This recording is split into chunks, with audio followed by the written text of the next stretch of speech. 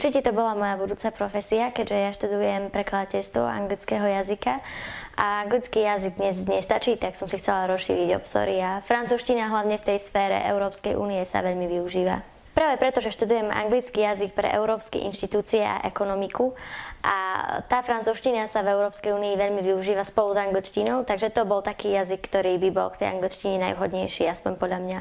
No, bolo to z hľadiska času, ja som potrebovala nejaký letný kurz ako prípravu pred druhým ročníkom a to bola jazyková škola, ktorá mi bola schopná poskytnúť výučbu najrýchlejšie, vlastne sa ozvali ako prvý zo všetkých, takže som si zobrala toto prioritne. Zatiaľ veľmi dobré, študujem len 3 týždne, ale musím povedať, že zatiaľ som nemala žiaden problém, ani sa dohodnúť s lektorkou, ani s ničím. No, lektorka je úžasná, musím povedať, že sa s ňou dá dohodnúť na všetkom a tiež hovorí veľmi dobre po francúzsky, vie mi vo všetkom poradiť, vidno, že sa vyzná, takže naozaj som spokojná. No, aby určite neváhali, pretože hlavne ak sa pohybujú v tej sfére jazykov, ale aj ak sa nepohybujú, tak určite jazyky budú potrebovať v akejkoľvek profesii, to dnes už sa bez jazykov nedá, takže myslím si, že je to veľmi vhodná investícia, aspoň podľa mňa.